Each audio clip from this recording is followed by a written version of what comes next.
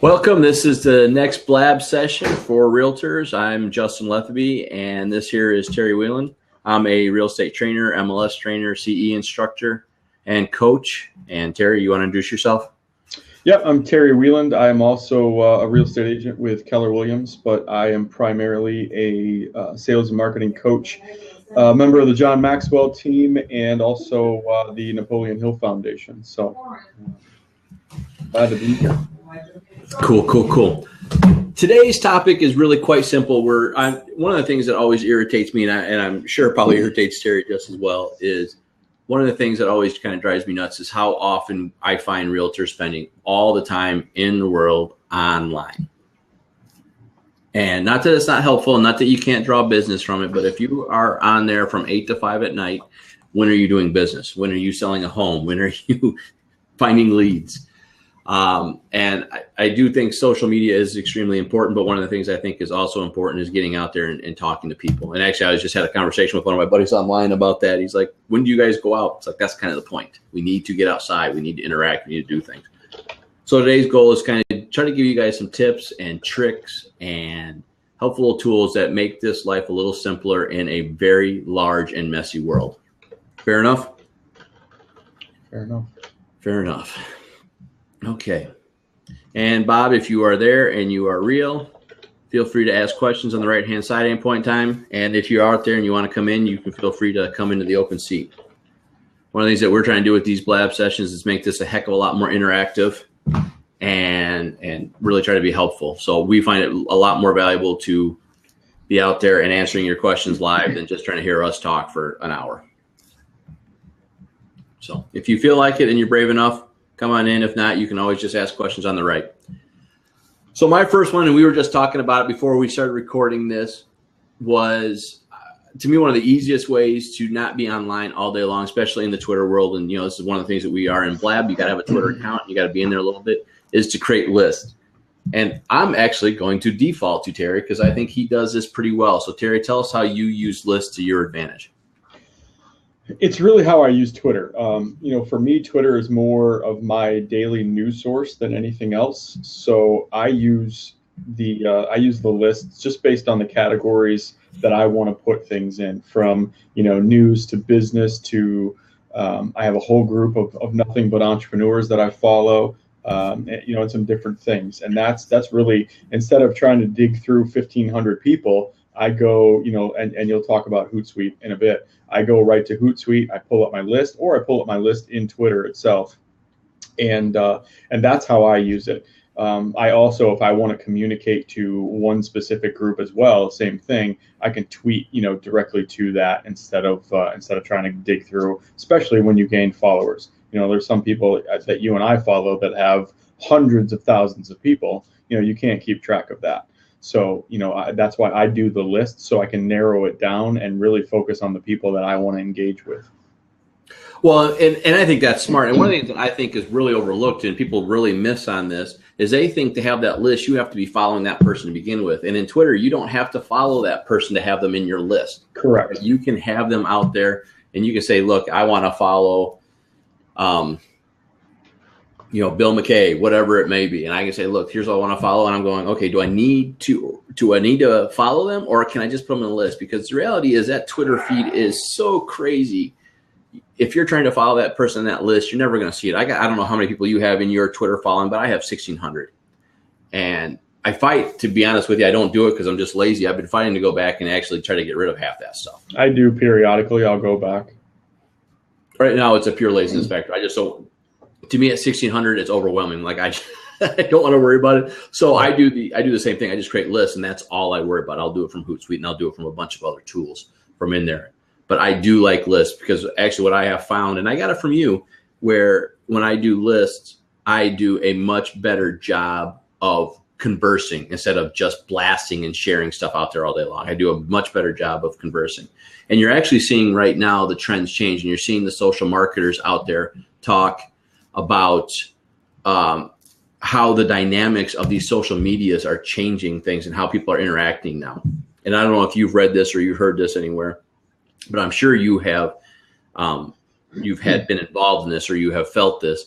They're saying right now Facebook is a more superficial relationship that you got going on, and people are forming deeper, hardcore relationships from Twitter. They're having better conversations on Twitter than they actually are having on the other social media. Absolutely. I totally agree with that. And I find that fascinating. I mean, thinking about it, I would say yes. I've got people across the country at this point in time that I'm talking to, and if I ping them, they'll answer me. You know, we've never met, we've never done things, but I feel like I can talk to them quicker. But if I try to do it on Facebook, I'd feel like, okay, I'm just, you know, what do you want? What do you want from me? And when I'm doing something to Twitter, it's just a conversation. Hey, Dave, hope you're enjoying this. Again, anytime we're just doing this, we're having a quick blab about tips and techniques to keep you offline all day long. And if you have questions, you can write them on the right-hand side. If you even want to get involved and have questions online, you can jump into the open seat or even, you know, spout your opinions on this as well. So we want this really interactive and how that goes.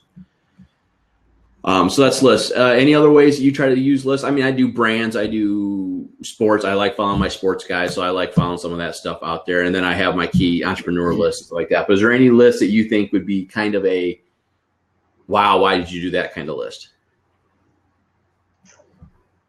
I mean, the most general one I have is kind of like an entertainment / travel. So, you know, I'll have random things like the Atlantis resort in the Bahamas all the way up to, I mean, you know, just a bunch of things. So like when I just want to see something that has absolutely no meaning in life, I just go to that. So, you know, there's always that. It doesn't not everything has to just be business. That's more just a general entertainment kind of thing. But the rest of them, you know, because it's like I said, Twitter is my news feed. I'm pretty specific in what I put, you know, especially because when you, like I said before, when you're trying to sift through all of that kind of stuff, it's easy to get frustrated. You know, and I don't want to type in every single person that I want to see. And I sure don't want my phone going off every 3 seconds with, you know, a new notification, something like that. So I really, really leverage the lists more from a news standpoint than anything else at this point. And see, I'm doing a little bit differently. I mean, I do definitely from a news perspective, but I'm actually doing because these are the people that I want to interact with. These are people I want to have conversations with. Yeah. My direct goal in life right now is to get in front of more people and to get more, essentially, speaking gigs, right? I mean, that's really what I'm trying to go for. So my things are very purposeful in that regards. Now, let me answer. That's where I think Twitter is a much better tool than something like Facebook is for building that following, building that mailing list, because you can get really targeted with the content, but you can get targeted with the people as well. You know, like you said before, there are people all across the country that I have on my list that I can tweet and they will respond to me. You know, whether it's people like, you know, the Grant Cardones of the world all the way to, you know, another agent across the country. If I tweet at something, there's a pretty good chance that I'm going to get that back. You don't have that same kind of thing in Facebook, especially from a Facebook, you know, a fan page, because people just, you know, most of the time, you know, people either have a VA that's running their fan pages or something like that, where I find Twitter is really kind of held close to the chest. So Twitter, most of the time, is the actual person, as opposed to some of the other stuff can be a VA and you don't know who you're talking to. Well, it's funny. I was listening to some social marketers on a podcast the other day, and they were talking exactly about that. Is all the celebrities recognize that Twitter cannot be outsourced. Yeah, absolutely. And one of the things they gave him a hard time was Tom Cruise outsources his Twitter feed.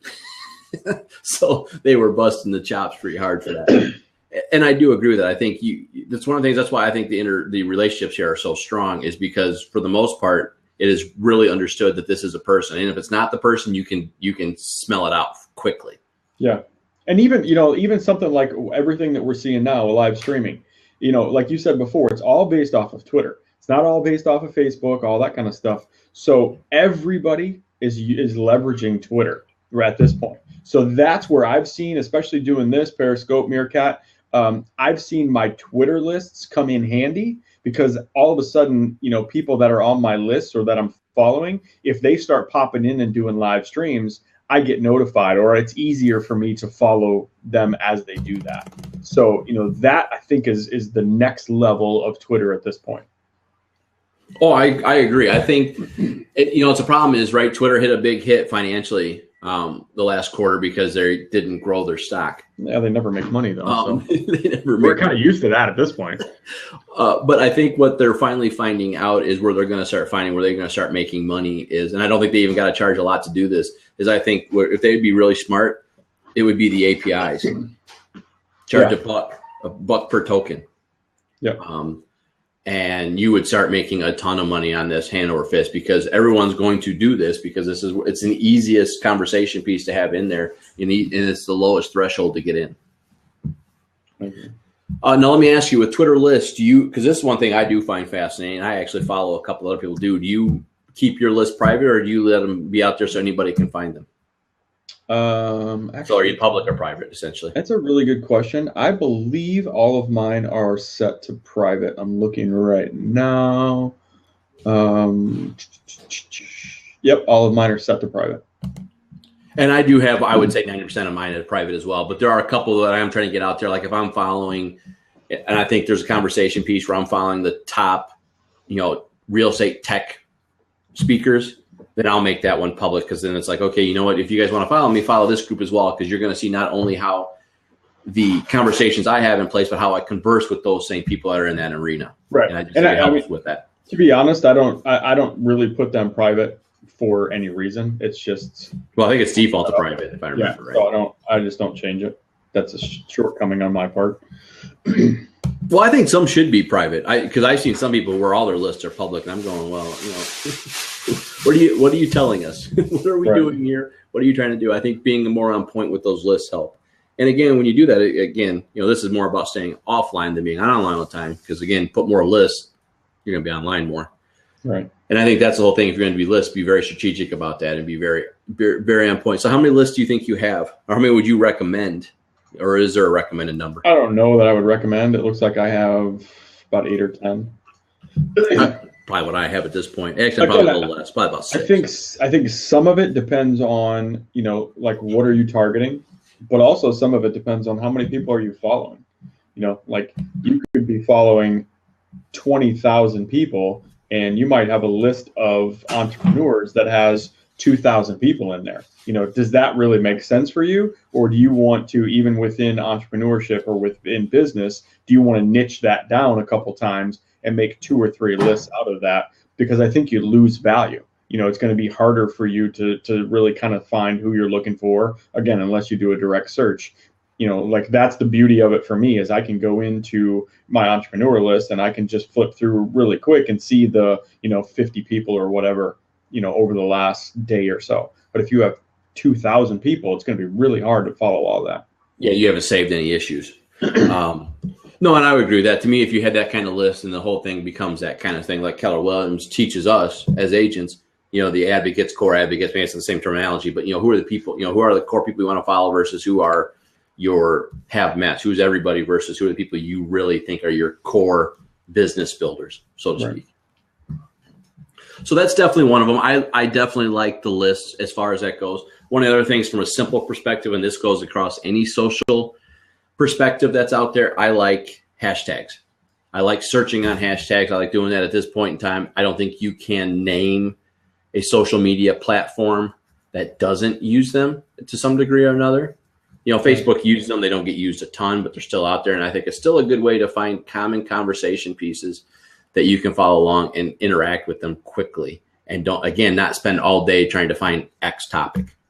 Right. Because the one thing that I've noticed is, like all Twitter users use Facebook, but not all Facebook, not even close on Facebook, use Twitter. So I think the people that use Twitter are used to the hashtags, and those are the people I see on Facebook that use them more. The people that are just a Facebook, for the most part, they don't even get what a hashtag is, so they're not using them. Agree. Yeah, I agree. And I think most people kind of blew it off that were just Facebook people. They just blew it off in the beginning saying, oh, you're trying to copy Twitter. The reality is hashtags started off as a way for us to group conversations together so we could get into things quickly without spending and losing conversation threads. And I think it's actually a pretty good idea. Twitter or Facebook people, Twitter people that are doing it on Facebook have actually built a little following from there, and it actually makes good conversation. Again, in Twitter, you could have, they say 3,000 posts at any one point in time. in your feed, you'll only see 150 of them. How are you going to find all the rest? How are you going to find that information? Right. That's huge. That's insane amount of posts. 1.5 billion active users on Facebook, all posting something. And that's where, I think Facebook caught on to the search value on Twitter, because there's a lot of people I know that they don't even use Google anymore. They actually will just go to Twitter and search Twitter. Whatever they're looking for on Google, they'll go on Twitter and do that because they can find the same information. So I think the light bulb went off for Facebook to say, hey, we need to catch on to this. So now you can do the same thing in Facebook. Not as easily and not as well, but you can still do the same thing. Well, yeah, they tried it, right? Facebook tried what? They tried it about a year ago and it really never took off. They tried social search, right? They tried to make that search bar up top be a social search. So you could say pictures of Antarctica with my friends. And that was theoretically supposed to pop up all that kind of stuff. Problem is it never took off and it was really, a very poor rollout as far as it went. And it's still there, but no one uses it because it's not effective at all because they don't have a good search, really. I mean, that's just kind of how it goes. And it's a struggle as far as that works. What was I going to say with hashtags? The other thing that I don't know if you do this at all or not, but do you use that as a kind of like an automation tool? Have you ever used it for automation where if you type it on Twitter and you'll hashtag Facebook automatically post over into the Facebook world? When I first was on Twitter, however many years back, I did that. But I haven't done that for probably 5 or 6 years. Yeah, and I will say the same. I did the same thing because, again, one of the things I found was not so much that I care so much that if I have duplicate material between the two arenas, but what I worry about is being unauthentic, right? And people, they say, okay, you don't care. You just wrote that in. It doesn't matter.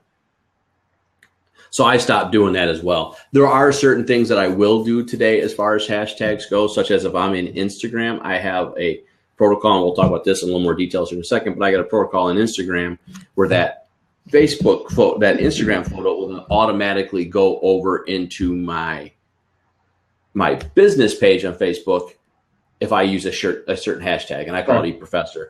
And so I use that when I take pictures because there are certain things on Instagram that are just family related. And I don't want to go over there, but there are certain things I'd love to get over there, and it just makes life a little bit easier. So I kind of pick and choose now, I guess, is the answer. But initially I did it all the time, and now I'm very strategic about how that goes and when it comes out. And that's what I do, because I communicate differently in there. So I don't want just the same thing to bleed over. Well, and to me, and that's always a huge point, right? I guess that's one of the questions I have in here, and it comes into this conversation about how long you're online and how you do this strategically. Are you a proponent or a proponent against duplicate material? So the same thing you post on Twitter, is it going to hit Facebook? Is it going to hit Google Plus? Is it going to hit Instagram? Or is every single one for you very different because you're doing different things? It's not entirely different, but like every platform is going to show up a little bit differently.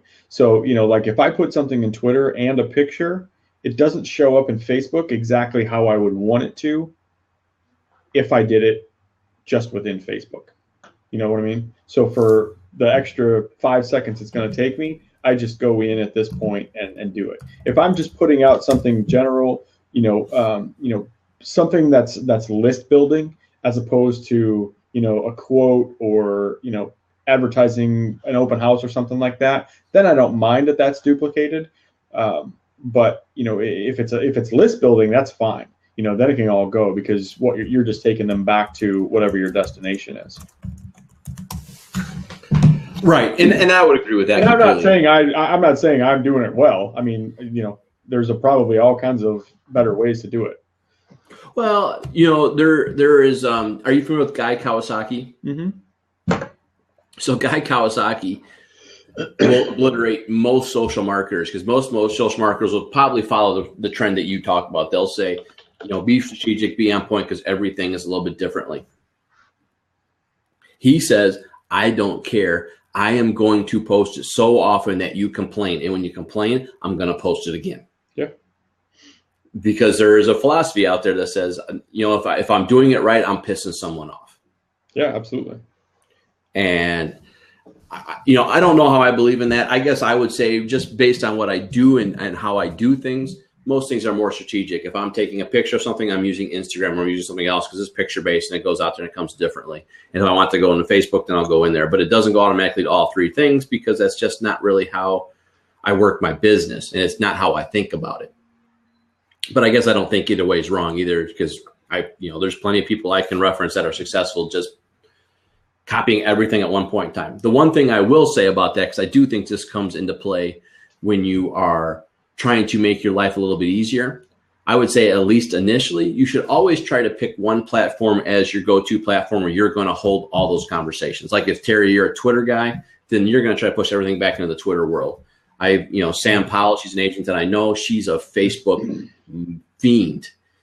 And she posts on Twitter all the time, but those links always takes her back to Facebook. So she doesn't spend any time on Twitter. She spends all that time on there interacting on Facebook, but everyone else gets to hear what she's doing, and then they follow her back in the Facebook arena. And so I do like that strategy. Yeah, and I think that a lot of that is, and it's stuff that you and I talk about all the time, it's where's your market at? Right. Like you've heard me say a couple of times that I've noticed over the last 2 months or so that there definitely is a different user on Meerkat than there is on Periscope.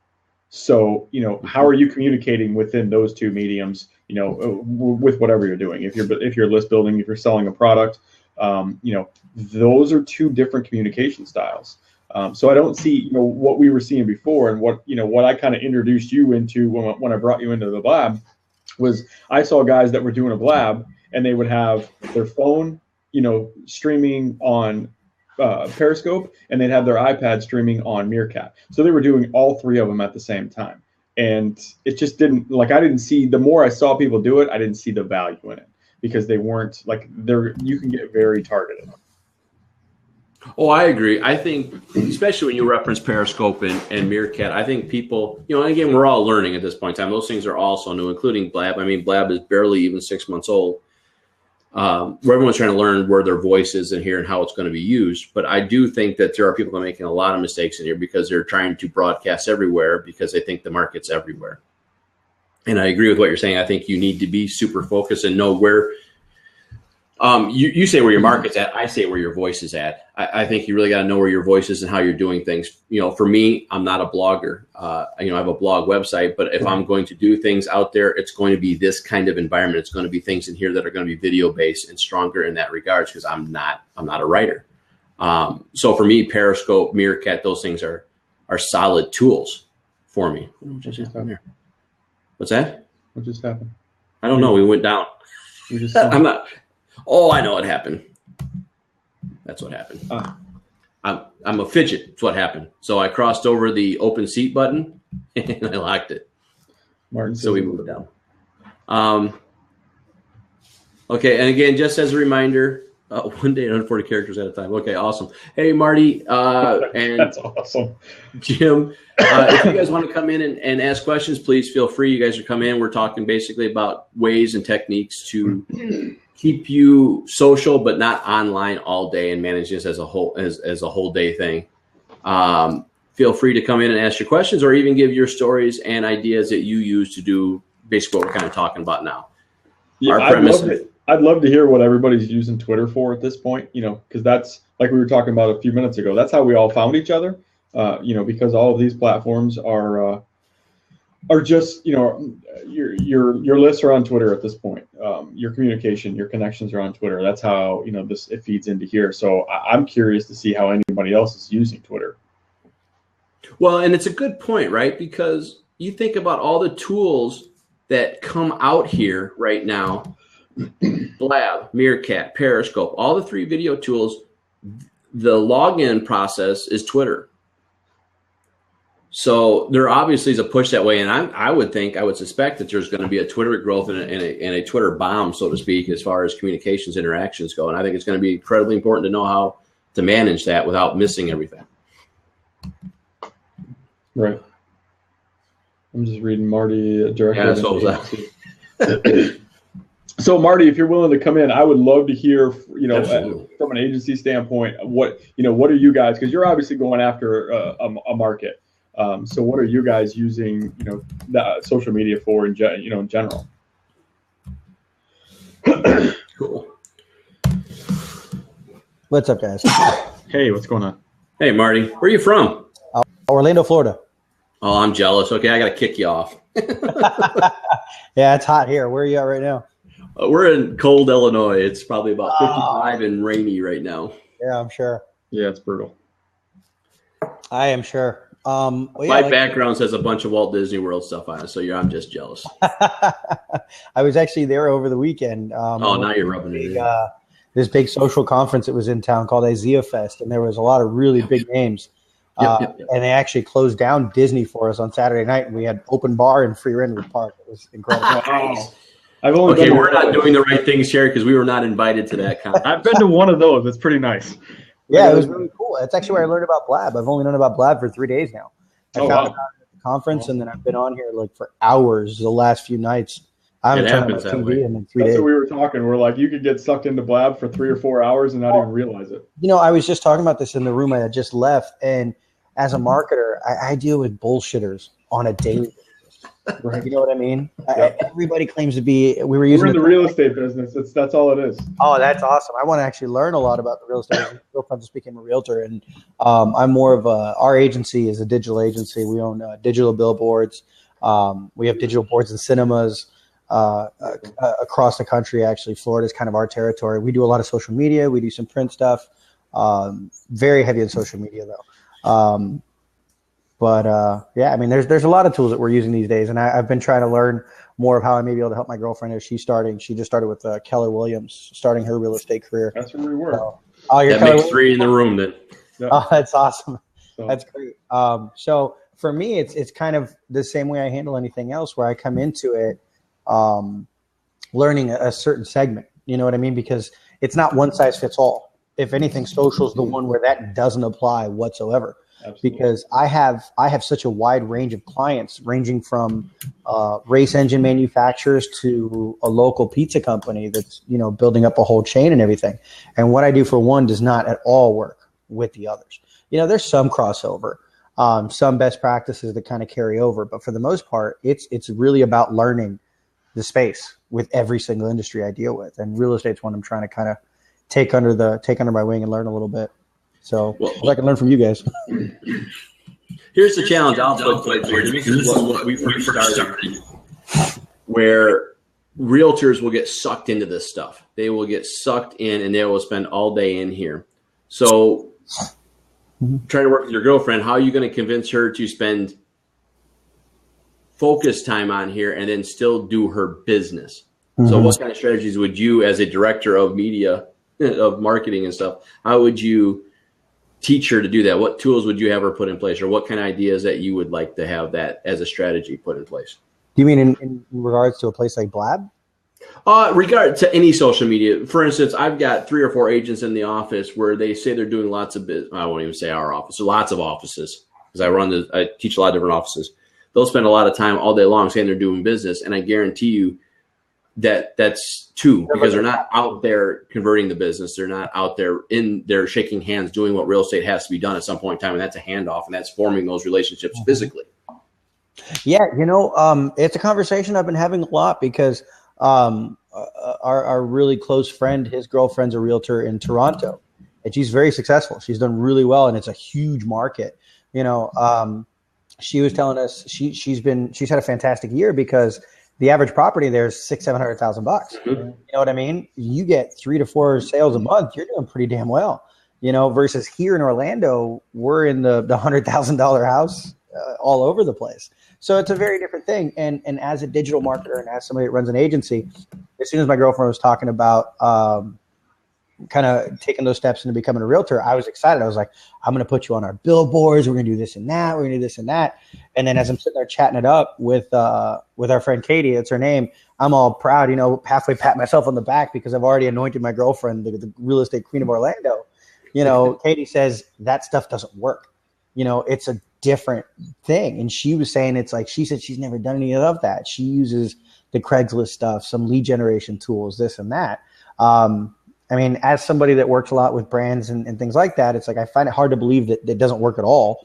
It may not be as effective, but when you're, getting God knows how many cars going by one of our billboards, there's no way it's not going to be seen.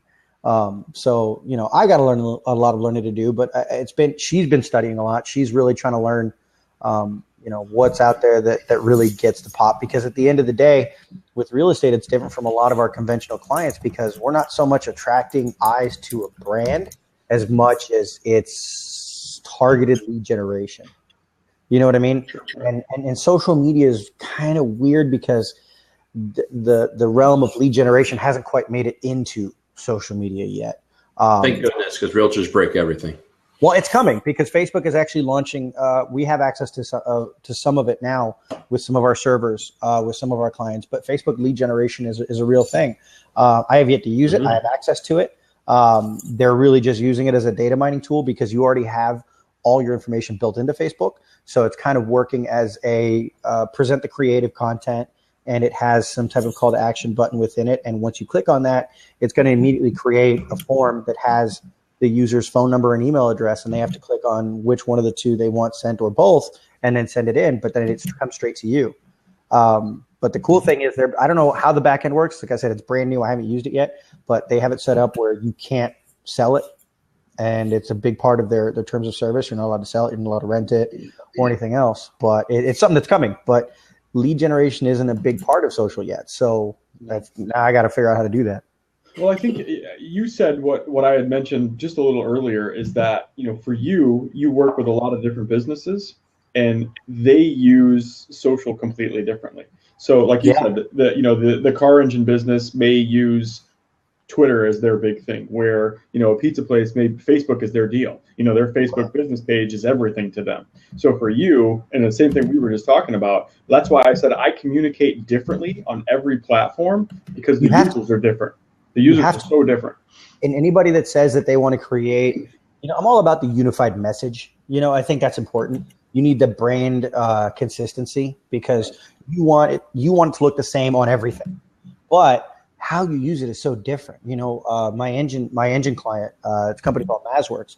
We have great success on Facebook with them, but it's because of the fact that they're in this really popular gearhead industry where you develop almost a cult-like following, and they make some really unique stuff that we're able to market. I mean, I've had tons of organic success with that, getting impressions well into the hundreds of thousands without spending a penny in a promoted post. But I have an acupuncture clinic here in Orlando where we can't get a bite on Facebook to save our lives until we go promote it. But on Instagram, interesting, a great pop.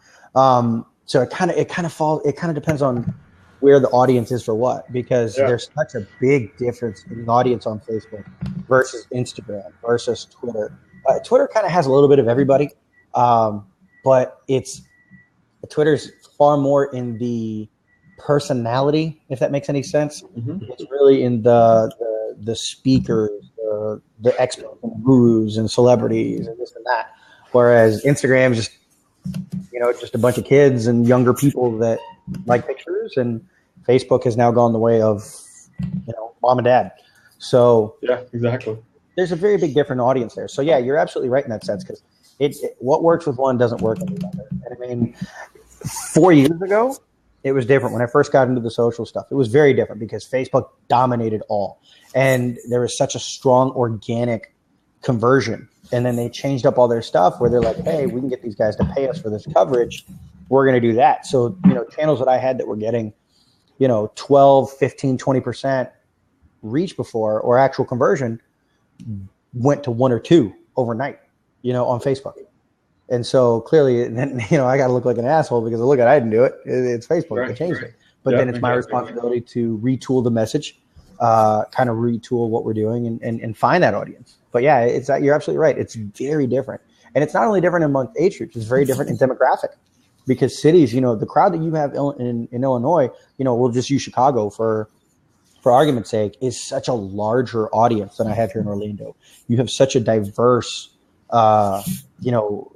range of cultures and everything, that your audience is completely different from mine. You know what I mean? Yeah. So it is very different. I agree. So are either one of you guys using tools like Hootsuite or Socially or things like that to help kind of so let me give you some of the organize and control that stuff at all? Let me give you some of the insider information on that. Stay away from Stay away from Hootsuite. Really? Now you got a lot of realtors. They'll swear by that bad boy. Facebook hates Hootsuite. They will block and lower Hootsuite content like you wouldn't believe. Hootsuite creates the content on their own information, on their own info, and then third party links it to Facebook. Facebook hates that. They want content generated on Facebook. Yep. You know, and Facebook is actually, within the next year, Facebook's going to be rolling out the monetary opportunities like YouTube has had for the longest time. Mm-hmm. They're going to start making it to where you can actually get residuals and monetize these videos. So all these stupid cat videos and everything else, we're going to start seeing them generated more on Facebook, and it's going to create a really big audience. But as far as the tools, I use quite a few. The ones that I like, Sprout Social, I really like. It's $100 versus the $8 on Hootsuite. But if you use Hootsuite and you want any real reporting tools, any real analytics, you have to pay so much more for them. You might as well get Sprout. But I'm using it for multiple platforms. You know, I pay Sprout $500 a month because we have 37 profiles that we manage for our clients. Mm-hmm. So it's a whole different thing. Hootsuite's a really nice tool for that, and you're only going to spend, you know, maybe $20 to $40 on some analytics. And then there's the big guys like Simply Measured and stuff. You're going to pay big money, but they can tell you how many 14-year-old girls were on your page at 1:30 in the morning. You know, so it kind of depends on the levels of it. But, you know, how are you using Hootsuite, or how would you use Hootsuite? Do you want to use it for like a content calendar where you're actually using it to automate your post, or are you using it just to track things? Well, I'm not a big fan from our business perspective. I'm not a big fan of automation really to begin with. There are certain things and certain steps I love putting in place, but one of the things that I'm not a big fan of is saying automatically put this post on Monday and then put this post on Tuesday. Now I do like it. Hootsuite is I'm almost okay with because it lets me customize the post, right? I can put certain things and I can put my word in it. But a lot of people just automatically put these posts out there and let generic verbiage go out, and that just is so. Facebook knows what you're doing, and they hide it. So there's an internal language. It's called edge ranking. Right. So that is the terminology that Facebook uses to kind of rate your visibility. Your edge rank is really based on the level of the quality of content, the amount of interaction. It's kind of a formula that they have. So, you know, if your content's good and it's getting likes, it's getting comments, obviously it's attracting people, your edge ranking goes through the roof. So you might get 17 to 20% of your audience. If your edge ranking isn't good, you're going to get 2. You know, so that legitimately means that if you have 100 followers, only 2 people are going to see it if you don't have the quality stuff, because it really comes down to content. But, you know, in the sense of that automation, I can't live without it because I can't spend my days, you know, like that. But let me give you some of the benefits to it, because the automation, it kind of takes a lot of the guesswork out, because there's some things that you know you're going to do, right? Like as realtors, let's say you know you have an open house Saturday, right? So you want to do a build up maybe for Thursday and then another reminder Saturday morning. If you could sit there and do that on Monday, that's one less thing you got to think about. You know what I mean? So that's kind of nice. It all depends on how you use it.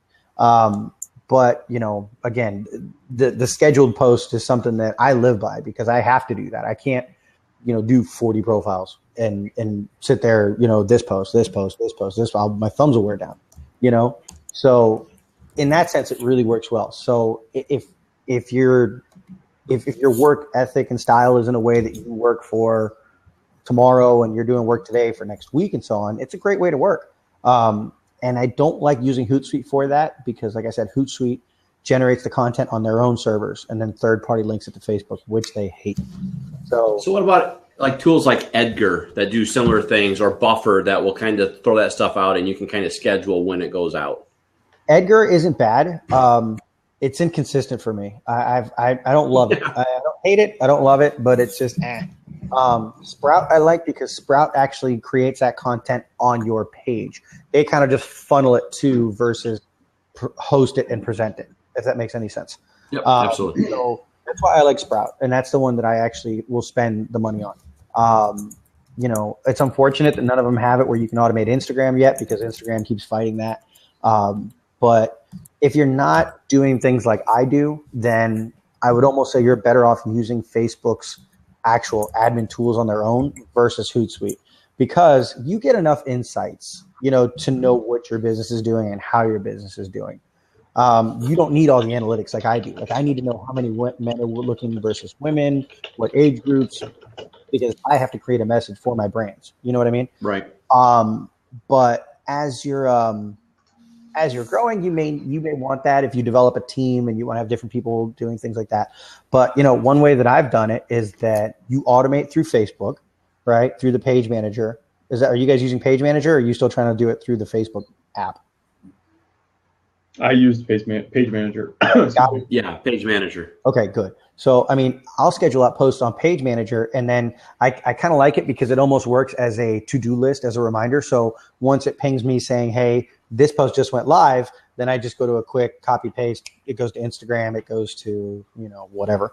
But with what you're doing, I would say Hootsuite, not only is it a waste of money, but it's going against what you're trying to gain from it.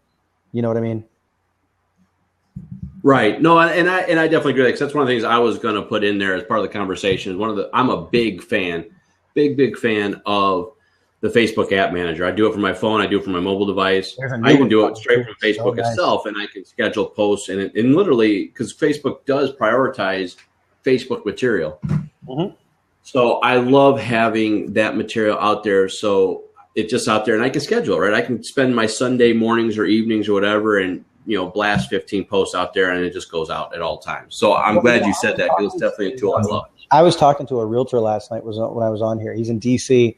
He's not a realtor. He's an investor. He's a flipper, and he's a big email marketing guy. He's actually really successful with email marketing. And we got to chatting off of Blab, and he sent me some of his reports and stuff, and he had phenomenal conversion. But one thing I told him, he said he doesn't know how to use social. And I was telling him, when it comes to housing, it's like the one thing that everybody wants. It's real estate. Real estate is a symbol of wealth. It's a status. It's an emotional thing. So one thing that I plan on doing a lot with my girlfriend that I think would help with realtors in general is that you almost want to build a community of fans and things like that love houses, that love homes. Jesus, Pinterest, for God's sake. People will spend hours looking at backyards and offices and kitchens. And it's crazy because that's everybody's dream, is their home. It's like, I'm going to do this, I'm going to do that. So it's your opportunity to connect and sell with emotion. Yeah. And what better tool than emotion? What better idea than that? Because like his example is that he's in a really expensive, you guys are too. Are you guys close to Chicago? Yeah, just outside. It's expensive as shit. It's just like DC. It's like you can make $100,000 a year and you're lower middle class because it's so goddamn expensive to live there. Right. So he deals a lot in fixer uppers, and he was like, I don't know how to market that. And I was like, you, if anything, have an advantage because you get to sell the dream of living in a better place for less. So that was one of the things that I was trying to kind of convey to him, and I think it's really important. And that's one thing. I've been buying a couple domains to build some blogs and community pages for my girlfriend that kind of ties into nicer houses in the area, things that tie into where you want to live and where you don't, because God knows Chicago is one of the most dangerous goddamn places to live now. Yeah. So you have that, I'm sure that's a big part of where when you're selling, you're talking to somebody, it's like, where do you want to live? It's like, where am I not going to get shot? That's the reality of it. But that's with a lot of markets too. Orlando is the same way. We're just not on the news all the time. But emotion is really your key for real estate, because again, it's the American dream. It's a house. That's all that anybody works for. Doesn't matter where you're from, what you do, what you like, anything. Your house. Everybody wants to have their house, so you want to build that audience of being the person that shares the information about the dream house, these great places to live, the best schools, the lowest crime rate, areas that have the most picnics. This is shit that they pick up on. You know what I mean? As somebody that's, a house hunter myself, that's what I look for. I'm 33. I'm starting to think of where I'm going to live that's going to be a decent place for me to raise a kid and this and that. The first thing I'm looking at is what are the schools? What are this and that? So you want to capitalize on that. You want your social message to very much tie into that. And I totally agree with that. And I think that's where Instagram is coming in huge in our business right now, because that's an emotional connection. Absolutely. Like the reason everybody goes to Zillow and all these, it's not for the information. They want to see pictures of the house. They want to see more than just the one picture that they normally get to see. They just want to see the pictures. What does it look like inside?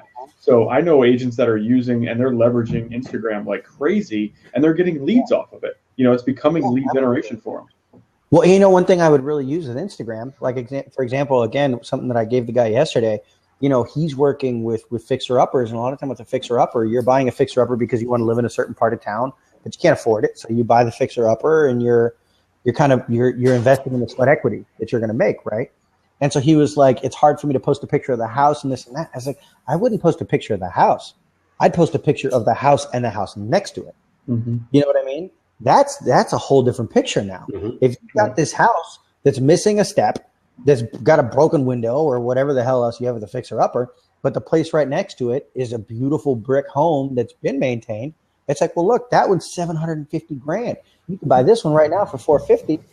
Spend a couple years, and spend the money to put into it. That's a whole different picture. Yeah. So it's about having that eye too and kind of thinking about that, because as a marketer, again, I'm thinking, even if it's a turd, how am I polishing this turd? Because at the end of the day, I got to sell the damn thing. Yeah. So if why are you going to take a picture of a house that's run down or maybe not as nice? But if you tell me that it's going to put me in a nicer area, my kids are going to be safer, my kids are going to go to a better school, it's a whole different story. Yeah. Right. So again, it comes down to the content. Yeah, you're gonna leverage whatever your other selling features are. Because your house outside of price isn't the selling feature at this point. So right. You're going to stand and almost do a Google Street View. Like you said, what are the houses around it? Is there a, wow, that was crazy. Sorry, I got an eardrum. That's all right. Is there a park close? If you stand in the driveway, can you see a park and take an angle? You're going to take a picture of that at this point. So it's all of the other. You want to take that picture from the front yard or from the stoop. That's what I mean. From wherever you're at, where in a 360 view, what are the selling features around you? I mean, every phone now has the virtual tour app on the phone, the camera. It's a mode. I have an Android, and it just virtual tour, and I can start somewhere, and I go somewhere, and boom. And again, if you can point that relation to it. Yeah, I agree. So, completely. Do you guys deal in flips or investment stuff, or just I do, yeah. Yeah. Primarily, I'm a teacher. Primarily, I'm just teaching. I teach realtors all this fun stuff. I do a C instructor, real estate instructor, basically all the way around. But yeah, Terry, are you back in that, or you just kind of starting back up, aren't you? I don't have anything going on right now, but I have a past in it, and then I also have clients that currently do it as well. So, well, I'm going to be following you guys because my girlfriend's been kind of poking around on Blab too, and I want to make sure she's following you guys and learning, because fortunately she's one of those that she wants to learn. She's not coming into it like, I know what I'm doing, whatever. Because to me, it's an opportunity, because one thing I found that realtors, it's like, so you sign up with an office that takes a chunk of your money, then you got to get on MLS, which takes a chunk of your money, and everybody wants to take a chunk of your money, but nobody wants to teach you how to do anything. Nobody wants to help you kind of direct. They just want to make sure they're getting their cut. I was telling her, like, Jesus, it sounds like the mafia. Everybody's getting their taste, and you're out there to do your. Yeah. That's why, the National Association of Realtor numbers are crazy as far as turnover goes. Right now, 90% of the people are gone in the first year that get licensed, and only 1 out of 1,000 licensees are still in business after 3 years because of exactly what you just said. There's no training, there's no education. They're taking 50+% of every transaction, and they just can't survive. Yeah, I couldn't believe when she told me that joining a team in an office was going to cost her 50%. I was like, 50%? Are you kidding me? And that's actually pretty good, to be honest. And that's not even counting. That's not even counting the 70-30 or whatever the split is with Keller Williams. Right. You know what I mean? So I'm like, okay, so it's a 70-30, then a 50-50, then it's like $1,500 a year, or God knows what else. I'm like, it's like, if you're not selling and doing a net revenue of $300,000, you're not making anything. Right. Yeah, I know some teams, they'll have a listing specialist on their team, and the listing specialist is only getting 10%. So that's 10%, then paying their split on top of that. Granted, there's huge volume in there. We're talking about 300+ transactions in that, but it still is, same numbers you're talking about. Yeah, that just seems crazy to me. But I mean, maybe there's something to be said, and there's a market to be had in selling to people that are, going to be able to get maybe a turnkey marketing solution to promote themselves where they don't have to have that huge payout. That just seems crazy. I mean, hell, if I can custom tailor a program that's $9.95 a month for you, that's going to get you your leads and it's going to get you this and that, and you can keep your 50%. Hell, I may be onto something big. So I don't know. Well, I mean, lead generation is the biggest failure in our business because they don't take the time to do it. They don't want to be on the phones for 3 hours. They don't want to door knock. They don't want to network. So that's the ultimate reason that they're gone is they don't like. I primarily coach agents. I don't do a ton in the field. I mostly coach agents, and so that's the biggest thing that I see is they come in. They don't do a lot of due diligence on the front end to see what does it look like for me to actually have a business in this. And then they come in and they think that, like Justin and I joke about it all the time. They think they actually, quote unquote, work for Keller Williams. And then we're just going to give them a bunch of leads, instead of realizing that you're an entrepreneur, you're a business owner, you're a partner of ours. But your business success is based on what you do. And, they don't do any lead generation and then they're gone. Stats say the average agent sells 2 homes a year. Is that where we're at now, too? 2.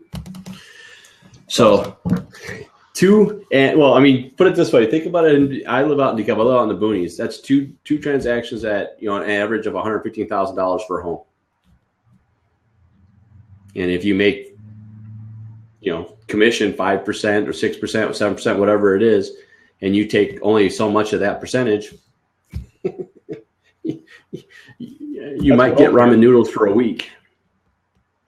That's below the poverty line. Yeah, I don't. Absolutely. It's just I don't know. I think a lot of it kind of comes down on the people, though. I mean, I can't tell you how many people that I know that are in real estate. It's all the people. I'm like, what are you doing in real estate? It's just like they're people that probably weren't good at anything else, and they're like, I'm going to try this because I can make a bunch of money, and then a year from now they're working at a bar again, Yeah. And that's that's the exact point that I think where people overuse social media is because they come in, they really don't have that entrepreneur mindset. So, they come in and then they're sitting there playing, like I think we were talking about it before you came in, but, Justin and I see it all the time where there's agents who are literally online all day long and they're networking and they're lead generating, but really all they're doing is sitting there and they're talking to their friends on Facebook Messenger, trying to say, hey, who do you know? But you can't have the same conversations with the same people every day and call that lead generation. So, but that's what they do is that's their, like they use social for entertainment, but they think it's productivity.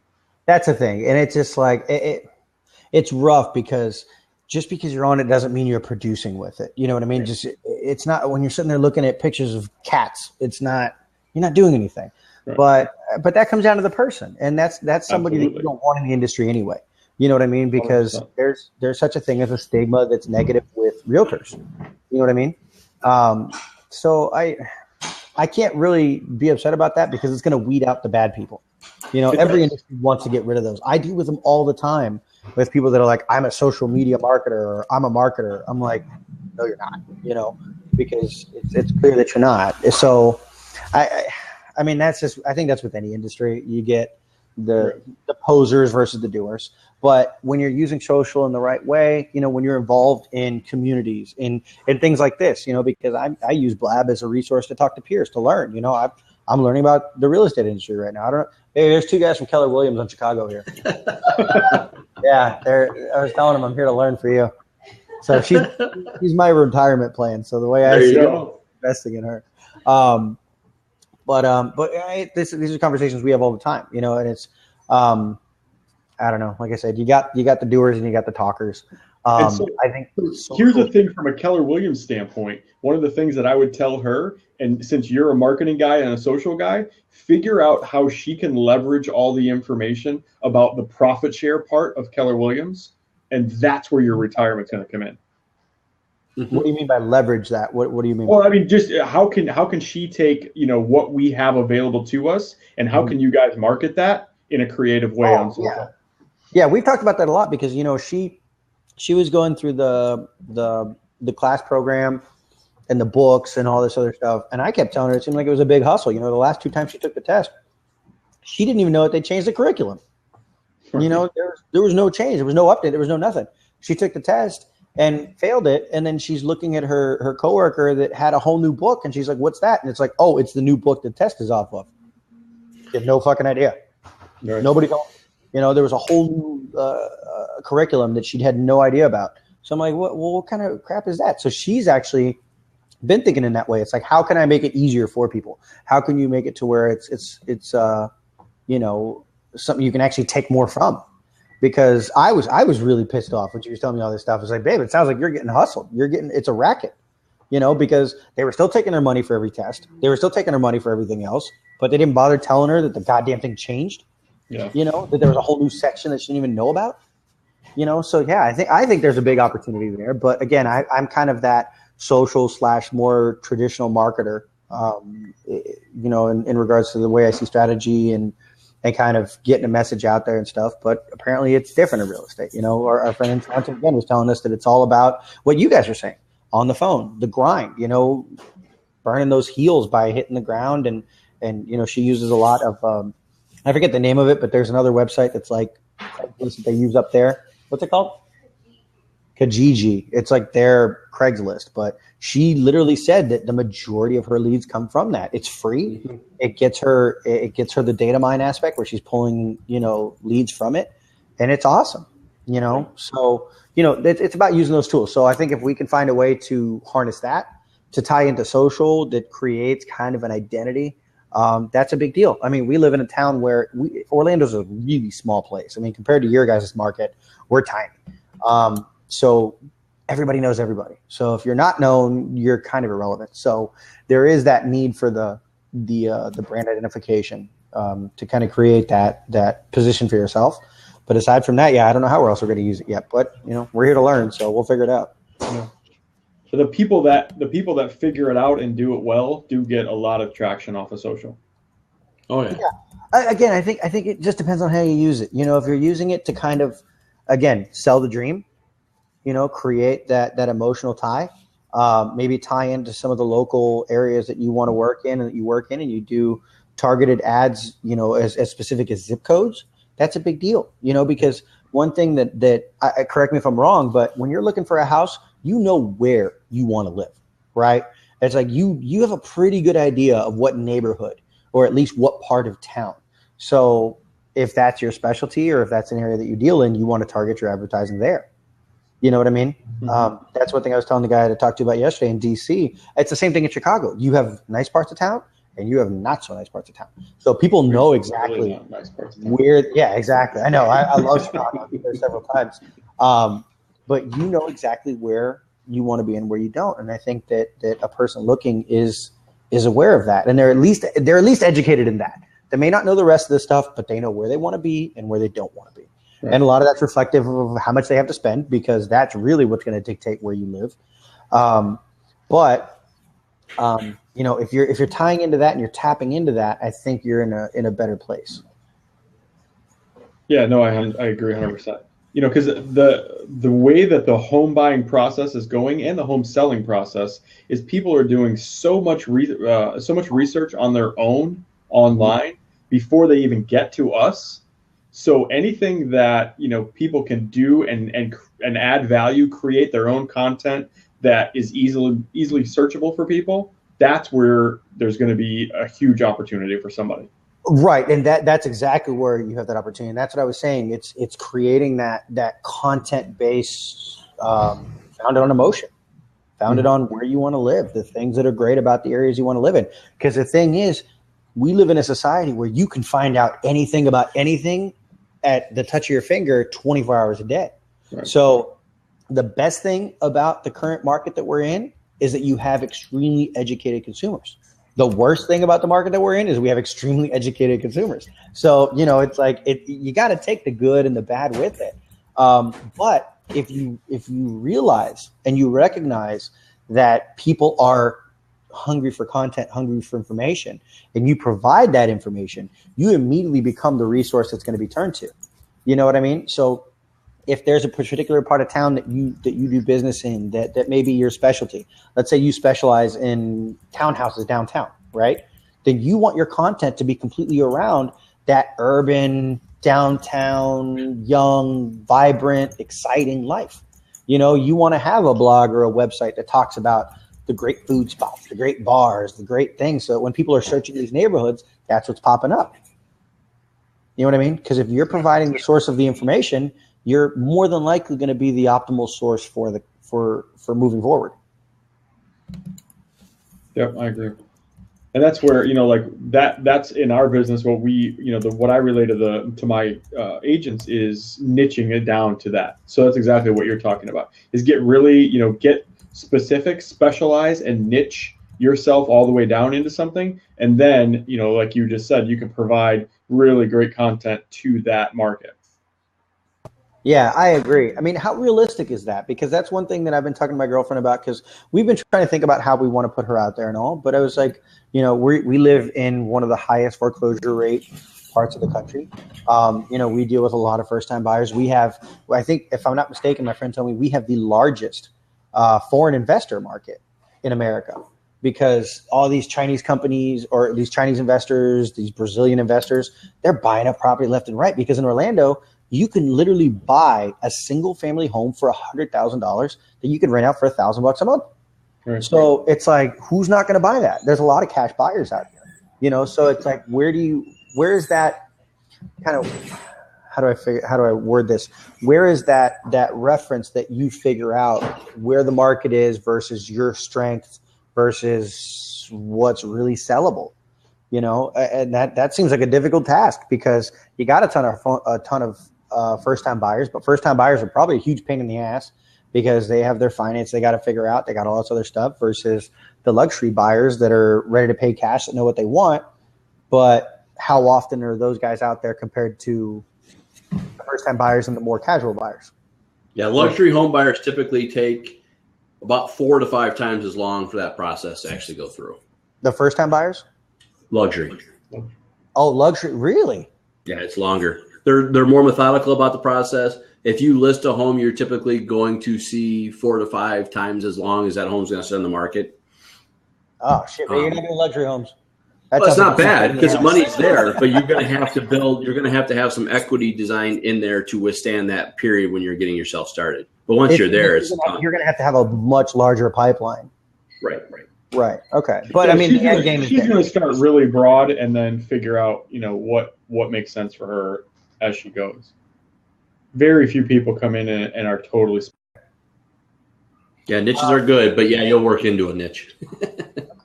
How much do you guys deal, or do you deal in at all in rentals or leases? That's quick business. I do some. I've heard, a friend of ours was telling us it's a really nice way to have some supplemental. You know, do 3 or 4.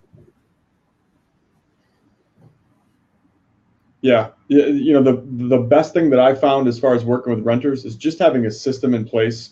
You know, having you know, going through a pre-qualification process just like you would with a buyer.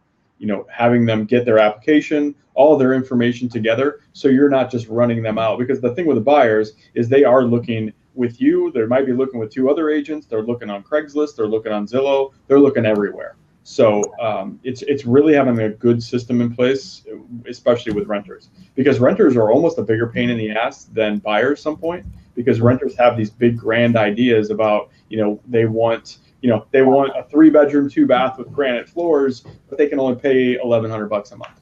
That's this guy. No, but that's everybody. I mean, that's what we find is that's most of the renters that are out there they don't know what their expectations are, to be honest. Yeah, and I think the difference between what you're describing and me is that I'm willing to pay for it. You know, we ended up paying. We're renting because we had a couple things up in the air. We didn't know if we were going to stay in Orlando. You know, she was trying to figure out if she was going to be a realtor or all these other things. We didn't want to buy, you know, with all the circumstances kind of around us. So we rented. And we live in a very competitive rental market because, again, not a lot of money in Orlando. But a lot of people can't afford to buy. So you rent really nice homes. So, you know, we have a really nice place right downtown. We pay like $1,650 a month, which is a lot here. But, you know, we really like it and we're willing to pay for it. So, sure. You know, okay. But what about so lead generation? What tools are there? And because I'm trying to think of where is there the correlation of what's out there for lead generation and how to tie in social, because I almost think that social would fall in best with lead generation in more follow-ups, maybe retention to kind of keep the people's interest with keeping yourself relevant with some of the stuff they're seeing? I mean, is there a tie? Is there any tools that you're using now that kind of do tie into the social with your email campaigns? Do those have calls to action that tie into your social so that people could see a little bit more about you? Well, this will be a little more niche, but we're all Keller Williams right now in the room, or at least in the four windows here. Keller Williams actually ties a lot of that stuff together. If you use their campaigns, there's a lot of that stuff tied straight in there. So if you're emailing to your clients and that stuff, they'll have a lot of that tie-in built straight into those email marketing campaigns that are there for her. Now, when you say the tie-ins that are there, are they tying into your created social presences, or are they tying into Keller Williams? Yours. Okay. Yours. Keller Williams takes a very specific process and belief that it's your business. It's not Keller Williams' business. So, you'll never see, or at least at this point in time, they always tell us, you'll never see a Keller Williams ad at the Super Bowl game because they're not trying to sell Keller Williams, they're trying to sell us. I heard the exact same thing from her and her friend in Toronto. So one of the things that you'll see is any of the marketing will be out there branded. Now, the problem is they are templated emails. They're all going out. They can't build each one for us. But you do have that something provided to you, or do you source your own? Like, are you using MailChimp, Constant Contact? You can, but there's a lot of material already out there for the agents that they can just use. If you wanted to, you could use MailChimp or Constant Contact and do it yourself. There's a program right now that Keller Williams created about, 3 years? No, probably 4 years ago now.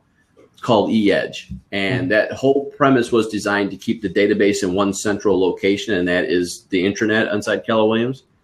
And when you're out there, then you have the ability to build leads in there as well as market from there. So you only work in one environment and not multiple environments.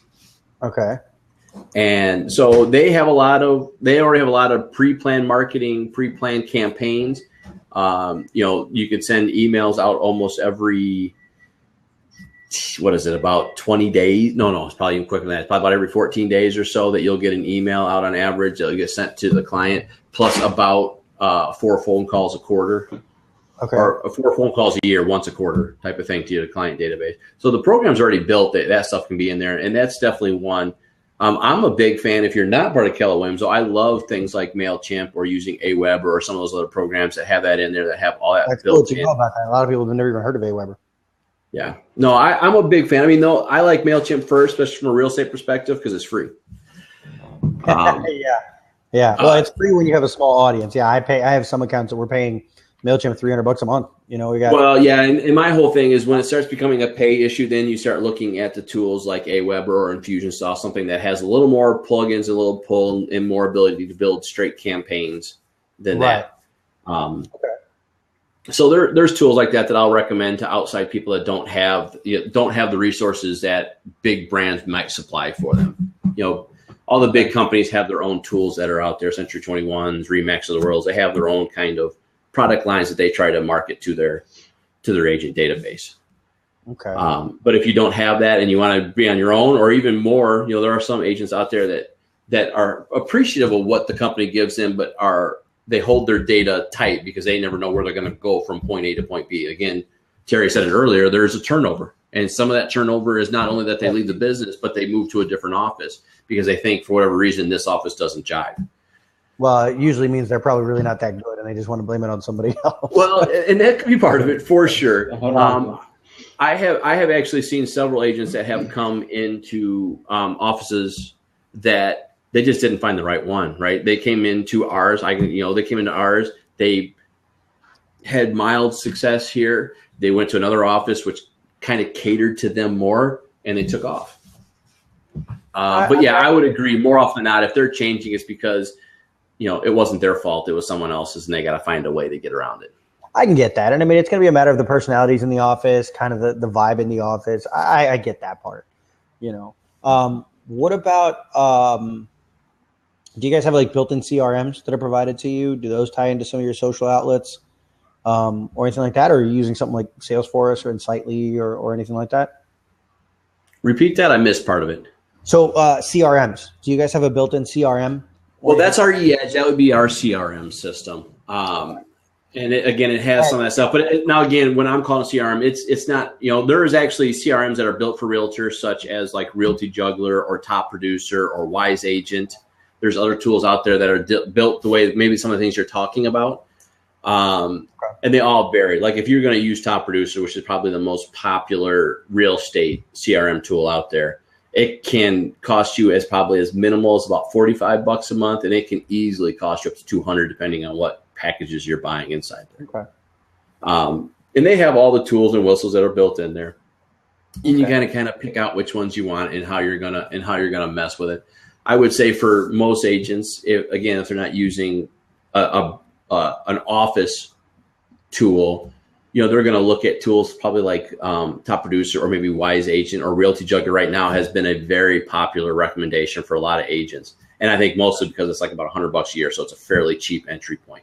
Okay. What about more traditional methods? I mean, a big part of our company, of our agency, is digital billboards. We've got digital billboards all over town. We've got these new cinema boards that we're putting in theaters that are touchscreen. They're interactive. We're really excited about having them for fourth quarter. They're badass. You walk into the theater, there's this 6-foot iPad that you can touch and it reacts. It's great. We're really looking forward to rolling them out. And I would see that as a great platform for realtors, because who's going to go see movies? A lot of times it's families, It's actually people of all ages. It's like one of the few places and venues that caters to everybody. It's kids, it's, dipshit young people, it's young professionals, it's mom and dad, it's grandma and grandpa. Where is the market in the sense of those avenues and those mediums? Because they're not cheap. The cheapest you can get on one of our billboards for a 7-second rotation every 60 seconds, you're probably looking at $1,500 a month, right? Versus some of our cinema stuff. Those are for the static, just ads, 10-second rotation is $600 to $700 a month. So, are those not used so much because they're expensive, or are they just something that maybe the industry has seen don't work as well? I think some of that is like that. I look at that and I go to, the agents that are using traditional billboards, the agents that are, doing some TV commercials. There's a lot of people that are on radio. Same kind of thing. I think that's where that fits in. And that is in a big team structure from what I see. So you're not going to get a lot of the standalone agents that, unless they're banging out, they probably have to be banging out 100 houses a year to pay for something like that. Just based on what I see and the marketing dollars that I see spent. Most of the time, the agents that are doing 250 plus houses, that's where they go from 50 to 100 to 250 to 500, is because they're jumping up that ad spend and they're getting a ton of traction from it. So I know agents who business tripled, but they're spending $3,500 a month on radio ads. Yeah, it was so worth it for them. The investment to the gross is always going to be a relative term. So I think it's just like you said. I think it's just it's a mentality more than anything else. They just got to swallow that pill. But I think it's a benefit for them for sure. Okay. So if there was one tool that you had to say is the most consistent lead generation for real estate, is there one? Is there a standout that's like, this works? Phone calls? This is it. I don't think that's ever going to change. I would challenge it. The way I teach most people when I'm teaching it from a perspective is I'll say one thing. The one best thing for lead generation is the one you choose to do every day. I don't care if it's door knocking. I don't care if it's making phone calls. I don't care if it's internet advertising. I don't really care what it is. It's whatever you're doing. Me and Terry were doing it, what was it, about 3 years ago now, Terry? We were doing Craigslist generation up the wazoo, and I was knocking on the park, and so was Terry. But that's what we were doing all the time. Okay. Well, we broke it. Where are the phone numbers coming from? Where are you getting those? Where's what? Phone numbers? It all depends. Some of it will be from mail touches. So if I'm doing internet lead generation, they're only going to give you what they deem valuable enough to receive information from, right? So if I'm putting a flyer out, they might only give me an email address, and afterwards I got to keep touching them and going after and setting them plans.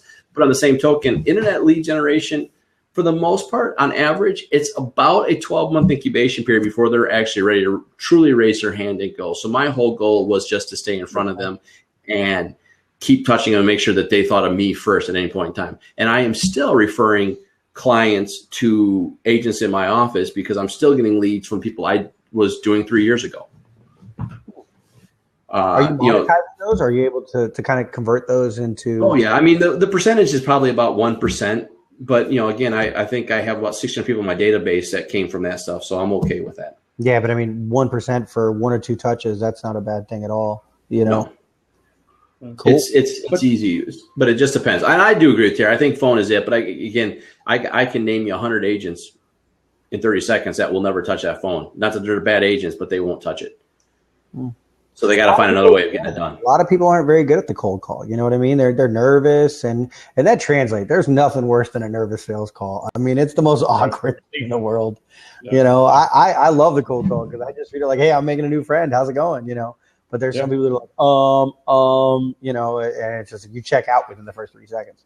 Right. But there are a lot of companies out there. Keller Williams has relationships with a half a dozen different ones that what they do is they go through the expired listings for sale by owners. They'll scrub them for phone numbers. Like I get a list every morning. It tells me everything that expired, everything that's new as a FSBO, some old expireds, and it'll give me the information. It'll tell me if they're not on the, if they're on the do not call list, all of that kind of stuff. So, there are a lot of vendors that have that as well. Okay, cool. Yeah, there's all sorts of tools, and it just depends how much you're going to spend. That makes sense. Excuse me 1 second, guys. I'll be right back. I'm going to let my dog sure. Evok, if you want to come in, I'm not sure I'm pronouncing that right, but you were putting some good stuff on the side. I know it looks like you might be bailing here shortly, but if you want to come in and add any insights, that'd be great. You're putting some good stats out. I got to roll pretty soon, too. Yeah, I'm going to roll here in a couple seconds. I just want Marty to come back, but I just thought since he was out there blasting amazing little reference points on the right side, it'd be fair to give him a couple seconds if he wants it.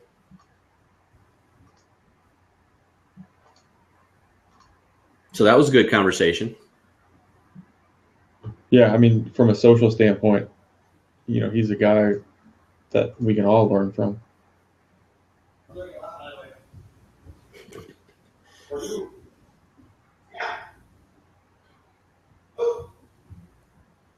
Oh, no wonder. I think Jim Hobart's, he's been on Blab a lot. That's interesting. I don't know who that is. Cool. Very cool. Yeah, so as soon as he gets back, I'll let him say adios. But we're nailing it.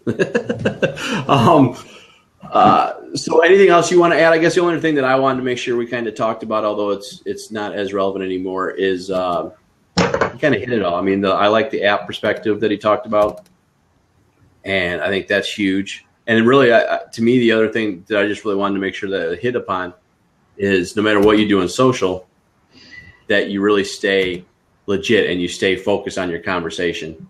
And again, I think he actually nailed it better than what I was going to say. You got to make sure you're hitting those emotional plugs or those emotional hits when you're marketing out there, because that's what's going to sell the home. That's what's going to sell the product.